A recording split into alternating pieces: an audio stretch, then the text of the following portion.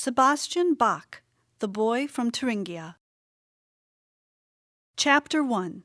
In the Thuringian village of Eisenach. The town crier ran down the winding streets of the little German village of Eisenach, calling his good news. "Make way! The band is coming! Make way for the Bach musicians!" The townfolk gathered quickly under the leafy trees of the beautiful Thuringian village, for they were always eager to hear the music of the band. Almost all who played, brothers, uncles, cousins, were named Bach. Down the street came the men, keeping time with their feet to the strong, stirring melodies, their instruments shining brightly in the morning sun. On they marched, the townfolk following, until they came to the edge of the Thuringian forest, where they stopped to rest by a running stream. The children were tired too, for they had been running to keep up with the long strides of the men. It was very beautiful in the cool, deep forest, with the great Wartburg castle high above them on the mountainside. The children begged for one more melody from the band, and again the music echoed through the mountains. Then the men led the way back through the winding streets to their homes. In the same little village of Eisenach, nestling on the edge of the forest, a little boy was born many years later. When he was only 2 days old, he was carried to St. George's Church in the marketplace and christened Johann Sebastian Bach.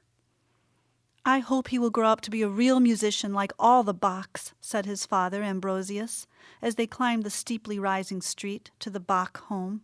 He carried little Sebastion up the oaken stairway and laid him carefully in the wooden cradle by the low brick oven where he would be snug and warm. In Sebastion's home, there never seemed to be a time when someone was not playing on an instrument or singing.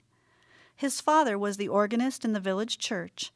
He played the violin, too, and many people came to take lessons.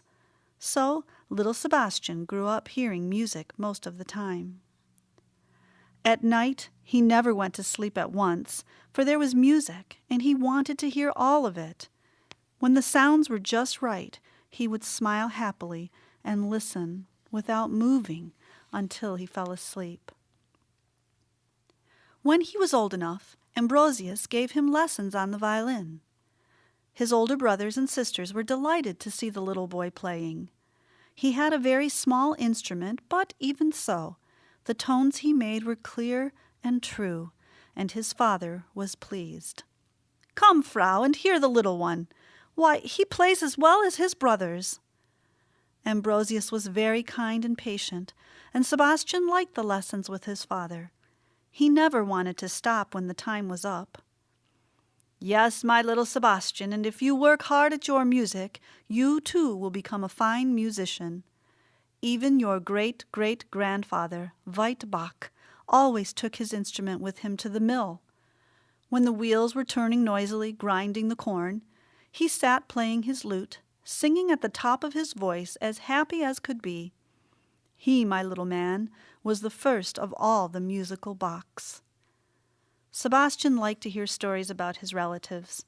For nearly 200 years they had played the organ in churches and composed music.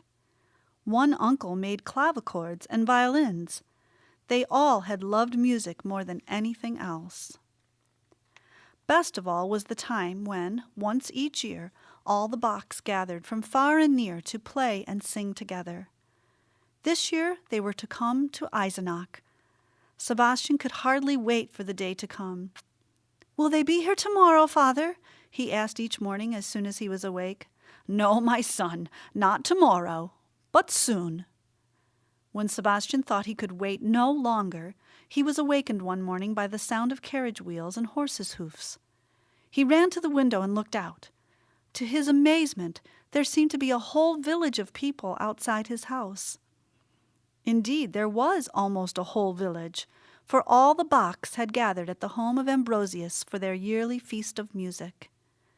This was a great occasion, and the day started with everyone joining in a beautiful old song, or chorale as it was called. There could never be the yearly gathering without singing quodlibets, which were 2 different songs sung at the same time. How the Bachs did enjoy the one about a quiet flowing river winding its way to the sea, and a fat cow that would not go to pasture. Everyone made up new verses as they went along, laughing merrily as they sang.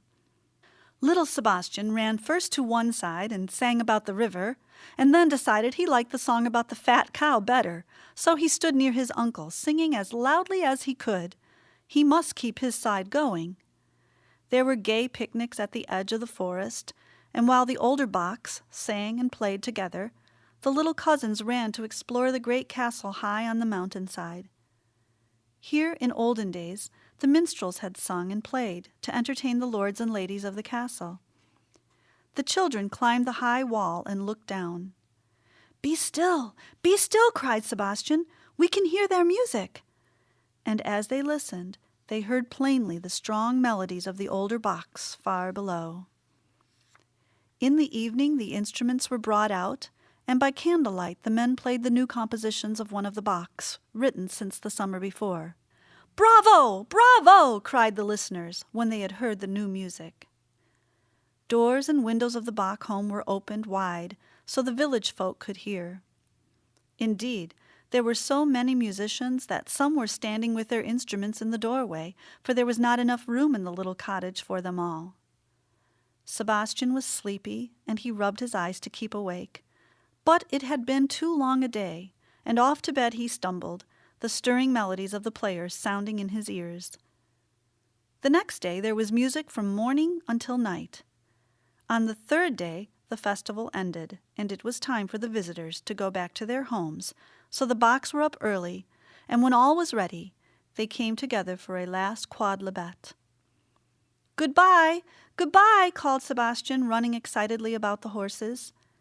He was sorry to see the last carriage drive off, for now it would be a whole year before they would be back again to play and sing together.